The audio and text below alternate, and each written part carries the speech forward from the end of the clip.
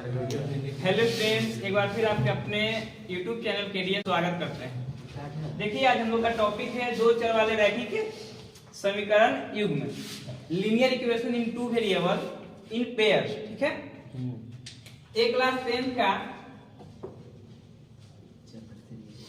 तीसरा चैप्टर सबका रेशियो निकाल करके हम लोग फाइंड करेंगे कि कौन प्रतिच्छेद होगा, कौन समांतर होगा, कौन आपका समपाती होगा, कौन आपका समपाती होगा। देखिए जैसे कैसे रेशियो निकालेंगे, अनुपात यानी कि रेशियो निकालेंगे। सबसे पहले एक का समझते हैं। जैसे मान के चलिए कि पहला a1 by a2 आप उसी तरह से b1 by b2। ठीक है, जब a1 by a2 b1 by b2 के a1 कहां से लेना है सर? देखिए यहां से, a2 कहां से लेना है? यहां से। एक एग्जांपल भी लेंगे, उससे आप लोगों को क्लियर होगा। फिर b1 कहां से लेंगे? ऊपर से। b2 कहां से लेंगे? यहां से। यदि ए दोनों का रेशियो आपस में इक्वल ना हो, ये दोनों का रेशियो आपस में इक्वल ना हो, ऐसे हजारों एग्जांपल आपको मिल जाएंगे बुक में, जैसा कंडीशन पे अप्लाई होगा।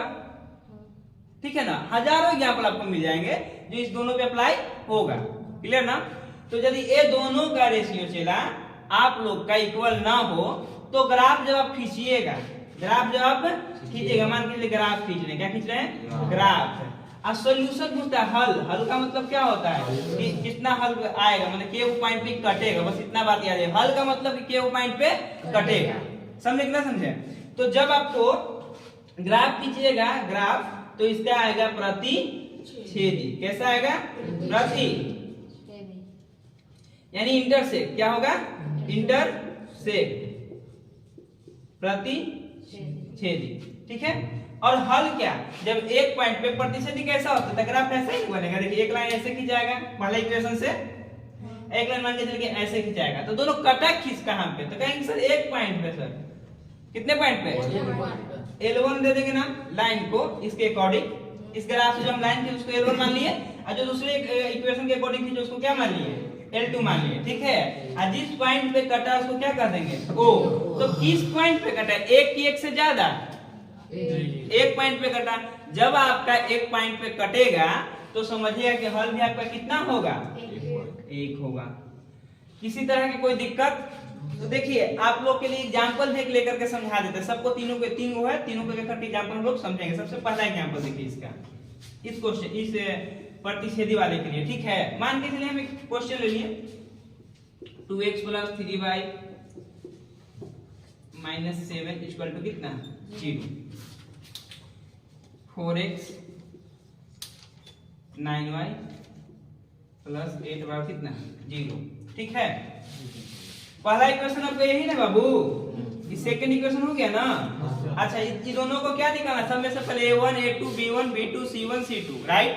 अब पहले आपको ये पता होना चाहिए कि a1 कौन होता है, a2 कौन होता है, b2 कौन होता है। देखिए जो x के साथ पहला इक्वेशन में होगा क्या होगा आपका? बोलिए तो। जो y के साथ में होगा बाबू, और जो लास्ट में बचेगा नंबर c1। ओके, उसी तरह से सेकंड इक्वेशन में बाकी जो x के साथ होगा वो क्या होगा? जो y के साथ होगा और जो लास्ट में बचेगा तो a1 a2 फाइंड करने में तो कोई किसी प्रकार की दिक्कत नहीं ना है। चलिए, तो a मेरा रहा a1 का मान बोलिए 2, b1 मान बोलिए 3, और c1 मान बोलिए 7।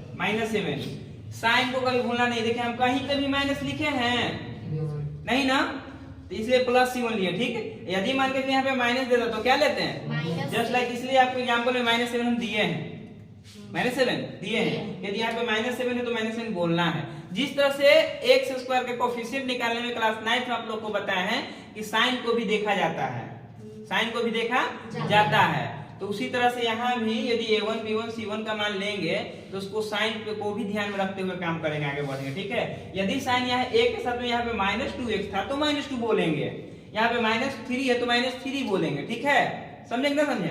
तो यहाँ पे ध्यान दीजिएगा, a1 बराबर कितना हो गया? 2, b1 बराबर 3, c1 बराबर 7। यहाँ सोल्यूशन लिख दीजिए, कम कर रहे हैं। ठीक है, उसी तरह से a2 b2 भी तो है आपका, तो a2 कितना चला? बोलिए 4, एक के साथ में क्या है 4, V2 कितना है C2 बोलिए, कोई दिक्कत? अब आपको रेशियो फाइंड करना है, जब तक रेशियो नहीं पता चलेगा तो कैसे पता चलेगा प्रतिच्छेदी है कि समांतर है कि समपाती है, राइट? तो यहाँ पे सर A1 बाई A2 निकालिए, A1 बाई A2 कितना है? तो देखिए A1 कितना है बाबू, अभी A2 कितना है बाबू, तो ऊपर में 2 और नीचे में 2 से 4 के बार में 1 बटा कितना आ गया 2, फिर V1 बाई V2 निकालोगे बाबू, तो V1 कितना है, V2 कितना है, ऊपर में 3 और नीचे में 3 जा 3 जा 1 बाई 3, क्या 1 बाई 2 और 1 बाई 3 आपस में इक्वल है? नहीं है, तो इक्वल है तो इक्वल के नोट के साइन दे देंगे। ये किसका मान है A1 बटा A2, ये किसका मान आया B1 बटा B2, ये दोनों बराबर है? बराबर नहीं है तो क्या कहेंगे मेरा ग्राफ कैसा बना और हल क्या होगा? किसी प्रकार कोई दिक्कत है? कोई दिक्कत नहीं ना? कितने रैखिक समीकरण लोगे बाबू? बताइए फॉर्म क्या होगा, बोलिए।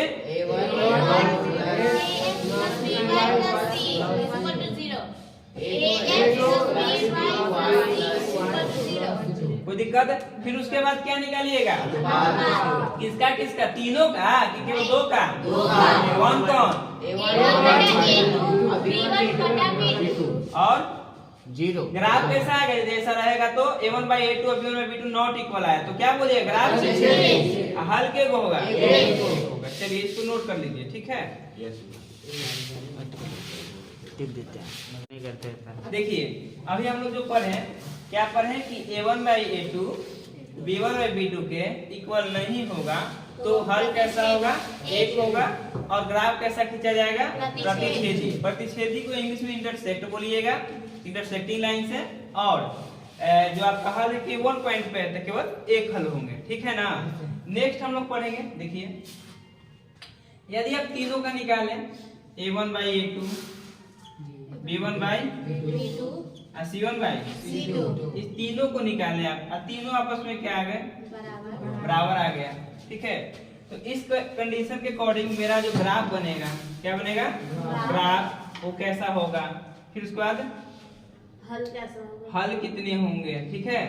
सॉल्यूशन बोलिए, ग्राफ और सॉल्यूशन बोलिए, देखिए तो तीनों यदि आपका इक्वल रहे, क्या रहे? तीनों equal, A1 by B1 by C1 by तीनों आपका इक्वल हो, तो तीनों यदि इक्वल होगा तो ऐसे ग्राफ को हम लोग कहते हैं समपाती। संपाती कैसा होगा? कोइंसिडेंस लाइन, ठीक है ना? कोइंसिडेंस लाइन का मतलब क्या? कभी कभी कोइंसिडेंट का मतलब यही तो होता है, ऐसा हमेशा नहीं होगा, कभी कदाली ही होगा, ठीक है? कैसा रहता है? बताएंगे। हल हो अनेक रूप से अपरिमित रूप से रूप से अनेक हल, अपरिमित रूप से, ठीक है ना? इनफिनाइट सॉल्यूशन होता है, इनफिनिट सॉल्यूशन, ठीक है ना? और ग्राफ के बात कीजिए तो मान लीजिए L1 आप खींचे, इस पे क्या खींचे? L1, L2 का भी ग्राफ खींचे है ना, सेकेंड है, तो इसी लाइन पे, लेकिन यहाँ से यहाँ है, ओके? माने एक ही लाइन पे दोनों है, ठीक ना? एक ही लाइन पे दोनों लाइन दिख रहा है, ठीक है ना? तो ऐसे कंडीशन से देखें कि हर पॉइंट मीट कर रहा है, मिल रहा है ना? सब पॉइंट को बोलेंगे मीट कर रहा है, तो जितना मान L1 का होता है मान L2 को होगा। इसलिए कहते हैं कि अपरिमित रूप से अनेक हल, अपरिमित रूप से, ठीक ना? इनफिनिट रूप से बोलेंगे तो मेनी सॉल्यूशन हो जाएंगे, क्या हो जाएंगे? इनफिनिट रूप से मेनी सॉल्यूशन। कोई दिक्कत है? तीनों क्या होना चाहिए आपस में? बराबर होना चाहिए। विशो क्या हो रहा है पीछे? तो फिर देखो बोर्ड पे, तीनों क्या होना चाहिए आपस में? बराबर होना चाहिए। A1 by B1 by C1 by तीनों आपका इक्वल होना चाहिए। यदि तीनों आपका इक्वल है तो क्या बोलिए ग्राफ मेरा कैसा है? समपाती है, कोइंसिडेंट लाइन से। और हल सॉल्यूशन कैसा मिलेगा आपको? अपरिमित रूप से अनेक हल, ठीक ना? इनफिनिट रूप से देखा जाए तो मेनी सॉल्यूशन, क्या बोलेंगे? इनफिनिट रूप से मेनी सॉल्यूशन। कोई दिक्कत है? अच्छा इसका एग्जांपल देख लीजिए, एग्जांपल से आप लोग को ज्यादा क्लियर हो जाएगा, ठीक है? 2 4 2x plus 3y minus 7 equal to कितना 0। 4x plus 6y minus 14 equal to 0। बोलिएगा a1 का मान 2 a2 का मान 3 सॉरी b1 का मान बोलिए 3 c1 कितना हो जाएगा माइनस 7 a2 बोलिए 4 b2 6 c3 माइनस 14 कोई दिक्कत नहीं समझे। अब सबका रेशियो निकालिए। निकल गया 2 a1 बाई A2 कितना है a1 दो ये कितना है 2 बाई 4 2 जा 2 2 जा 4 कितना है 1 बाई 2 b1 बाई b2 निकालिए 1 by 3 3 बाई 6 है ना 1 by 2 1 by 2 c1 by c2 निकालिए 7 by 14 minus 7 by minus 14 minus minus है 7 से 7 1 बार में 2 बार में 14 कोई दिक्कत ये भी कितना हो गया 1 बाई 7 क्या तीनों इक्वल है a1 by 2 equal to 1 by 2 equal to 1 by 2 यानी कि a1 by a2 equal to b1 by B2 equal to c by C2 यानी ये संपाती है कोइंसिडेंट लाइंस है और इसका मेनी सॉल्यूशन होगा। क्या होगा मेनी सॉल्यूशन माने क्या परिमित रूप से अनेक हल अपरिमित रूप से अनेक अनेक हल। चलिए इसको नोट कीजिए नोट किया c2 c1 बाई c2 तो मेरा समांतर आना चाहिए। समांतर के लिए क्या नियम है अनुपात टेंशन नहीं a1 by a2 b1 by b2 not equal to c1 by c2 यानी कि दो रेशियो को बराबर होंगे। होंगे दो रेशियो क्या होंगे आपके बराबर होंगे और लास्ट का c1 बाई c2 बराबर नहीं होगा। यदि इस रूप से आता है इस कंडीशन पे अप्लाई होता है आपका दोनों इक्वेशन तो कहेंगे कि ग्राफ मेरा कैसा है समांतर समांतर यानी कि पैरेलल। क्या बोलेंगे पैरेलल।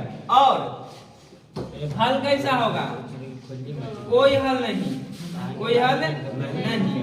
देखिए जब समांतर रेखाएं खींचते हैं इसी तरह से ना जी कहीं पे मीट कर रहा है कि आपका L1 है या आपका L2 है कहीं मीट कर रहा है बाबू। जब आपका मीट नहीं कर रहा है इसका मतलब कि कोई हल नहीं है। कोई दिक्कत क्या होना चाहिए कंडीशन जैसे प्राक से बोलिए a1 बाई a2 किसके इक्वल होना चाहिए B1 by B2 और कौन इक्वल नहीं होना चाहिए C1 by C2 ऐसा होगा तो ग्राफ कैसा बनेगा समांतर। अब हल कितने होंगे शून्य यानी कोई हल नहीं होंगे। क्लियर है ना। चलिए इसका एग्जांपल देखिए। एक एग्जांपल ये है 2x plus 3y plus 7 equation 1 हो गया 4x प्लस 6y माइनस 14 ये आपका सेकंड हो गया सेकंड इक्वेशन हो गया। a1 बाई a2 ना तो पहले a1 बोलिए 2 b1 बोलिए 3 c1 बोलिए 7 a2 बोलिए 4 b2 6 c2 40 अब फिर क्या निकालना है a1 by A2 a1 by a2 निकालिए। a1 कितना बोले थे 2 by 2 4 2 बाई 4 होगा ना बाबू 2 बाई 4 तुक्का 2 दूनी 1 बाई 2 b1 बाई b2 ना बुआ क्या होगा बाबू 3 बाई 3 1 जा 3 या 3 2 जा 6 है ना। फिर c1 बाई c2 c1 कितना है बाबू अब 4 c2 कितना है माइनस 14 बोलिएगा माइनस लगा है ना इसलिए 7 1 जा 7 2 जा यानी कितना आ गई माइनस 1 बाई 2। देखिए तो 1 बाई 2 तो कह ही सकते हैं कि 1 बाई 2 का इक्वल है ना जी।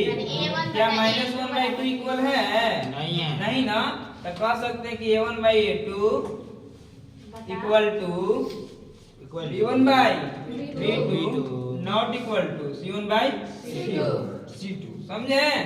कोई दिक्कत कि यदि आपका दो बराबर है तीसरा बराबर नहीं है तो क्या बोलेंगे समांतर। क्या बोलेंगे और कितने हल होंगे शून्य हल होंगे। कोई दिक्कत है समझने में तो यहाँ लिखिए कि कोई हल पहले तो कि ग्राफ मेरा समांतर बनेगा ओके अब कोई हल नहीं होंगे कोई हल नहीं होगा।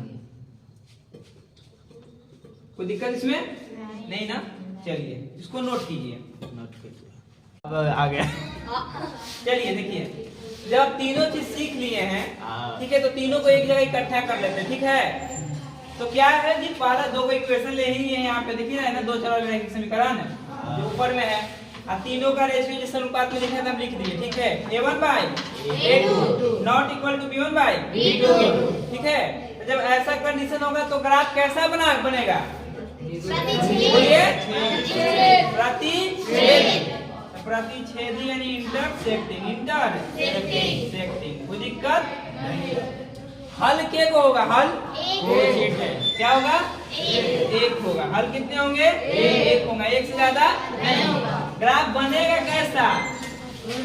इस तरह का, ये L1 IF का दोनों किसी एक पॉइंट पे कटेगा, प्रतिच्छेद करेगा। दो लाइन जब एक दूसरे को किसी एक बिंदु पर काटते हैं तो उसी को हम लोग इंटरसेक्ट या प्रतिच्छेद करते हैं। कोई दिक्कत है? तो यहाँ पे जब एक बिंदु पे कटेगा तो हल भी कितना होगा? बोलो, एक होगा, ठीक है। इसी एक हल को और क्या बोलते हैं? तो अद्वितीय हल। क्या बोलते हैं? अद्वितीय हल भी बोलते हैं, ठीक है ना। आपका सवाल में पूछेगा कि द्वितीय हल कब होता है? तो जब ग्राफ आपका कैसा बने? प्रतिच्छेदी। जब ग्राफ आपका प्रतिच्छेदी होगा तो क्या बोलोगे जी? अद्वितीय हल। क्या बोलोगे? अद्वितीय हल या एक हल। क्लियर है? सेकंड पे चलते हैं। A1 by बराबर B1 by बराबर C1 by क्या बनेगा? हल ग्राफीय निरूपण कैसा होगा? समांतर समपाती की प्रतिच्छेदी।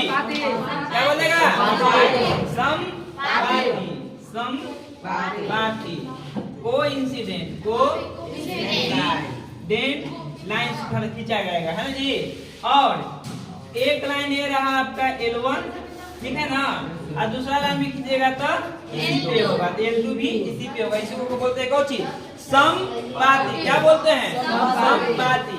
इसको क्या कहते हैं? तो हल क्या होगा? तो बोलते हैं अपरिमित रूप से अनेक हल। कितने हल? अनेक हल। अपरिमित रूप से अनेक हल। और जो इसका और ग्राफ बनता है उसको संगत कहते हैं। क्या कहते हैं? युग्म को क्या कहेंगे? संगत युग्म। क्या कहेंगे? संगत युग्म या आश्रित। क्या बोलते हैं? आश्रित। क्या बोलेंगे? आश्रित युग्म। किसी प्रकार कोई दिक्कत? आश्रित है बाबू, ठीक है ना। फिर से इस बात को समझिएगा कि यदि तीनों आपस में इक्वल हो, तीनों का मान हम ऐसे बता रहे हैं आपको कि यदि A1 by A2 लिखा है तो इसको 1 नंबर मानिए, समझने के लिए केवल, ठीक है। B1 और B2 है इसको 2 नंबर मानिए, C1 और C2 इसको क्या मानेंगे? 3 नंबर। तीनों नंबर समान है, पहला दूसरा तीसरा तीनों समान है, तो बोलेंगे कि ग्राफ मेरा कैसा है? समपाती। बोलिए समपाती। आप लोग लगता है खाना पीना खा के नहीं आए ना जी? खा के आए तो कम से कम रात में तो खाए होंगे ना? बोलिए सब मुंह में पहला दूसरा तीसरा तीनों समान होगा तो क्या होगा? ग्राफ ये लग रहा है। और कैसा हल होगा? अपरिमित रूप से और साथ में इसको क्या बोलते हैं हम लोग? युग्म को बोलते हैं इसको, ठीक है ना। ऐसा इक्वेशन दे देगा, आपसे पूछे युग्म किस प्रकार का है, तो जैसे ही अपरिमित रूप से अनेक है, समपाती है, बोलेंगे कैसा है? कैसा युग्म है? क्या बोलेंगे? आश्रित। और यदि एक हल आए, कितने हल आए? एक हल आए, तब युग्म कैसा रहेगा? अद्वितीय होगा। क्या होगा? अद्वितीय। अब बचा लास्ट तीसरा, देखिए इसको। पहला इक्वल है किसके? दूसरे के, लेकिन तीसरा इक्वल नहीं है। समझाने के लिए पहला दूसरा तीसरा लिया, ऐसा कहीं बुक में नहीं है, ठीक ना। केवल समझाने के लिए आप मान लें कि पहला रेशियो माने A1 by A2, दूसरा रेशियो माने B1 by B2, और तीसरा रेशियो का मतलब C1 by C2 है। यदि आपका पहला रेशियो दूसरा रेशियो के इक्वल है और तीसरा रेशियो इक्वल नहीं है, तब ग्राफ कैसा बनेगा? बोलिए तो यहाँ पे लिखेंगे समांतर। क्या लिखेगा बाबू? पैरेलल। क्या बोलते हैं इसको? पैरेलल। कैसा होगा? देखिए ग्राफ इस तरह का। कोई दिक्कत नहीं? कोई दिक्कत इसमें? अच्छा, हल कितने हो गए? तो किसी पॉइंट पे मीट कर रहा है जी, इंटरसेक्ट कर रहा है, कहीं पे नहीं करेगा, इसका मतलब कोई हल नहीं है। तो बहुत ही प्यार से लिखिए, कोई हल नहीं है, ठीक है। और दूसरा बात, कोई हल नहीं होगा तो इस संगत निकल गई, द्वितीय निकल, तो इसका भी तो कोई युग्म होगा, तो इसको बोलते हैं असंगत। क्या कहते हैं? असंगत। कोई दिक्कत है? ऑब्जेक्टिव में आपका संगत, असंगत और आश्रित और द्वितीय पे एक क्वेश्चन आएगा, ठीक है? इक्वेशन देगा, इक्वेशन के बाद पूछेगा आपसे कि कौन होगा द्वितीय, या आश्रित होगा, या संगत होगा, या तो असंगत होगा, ठीक है? तीनों के बार रिवाइंड कर लीजिए एक साथ, ठीक है ना? थोड़ा प्रेम से आइए। यदि a1/a2 not equal to b1/b2, यानी पहला बराबर नहीं है दूसरा के, तो ग्राफ कैसा निरूपण होगा? बोलिए। प्रतिच्छेदी का मतलब दो रेखा एक दूसरे को कहां पर करेंगे? करते हैं किसी एक बिंदु पे, किसी उसी को कहते हैं प्रतिच्छेदी। जब बिंदु एक पे कट रहा है इसका मतलब हल भी कितना होगा? एक। युग्म कैसा होगा? कोई दिक्कत? सेकेंड a1/a माने पहला दूसरा तीसरा तीनों रेशियो बराबर है, पहला दूसरा तीसरा तीनों रेशियो बराबर है, तो ग्राफ कैसा बनेगा? समपाती।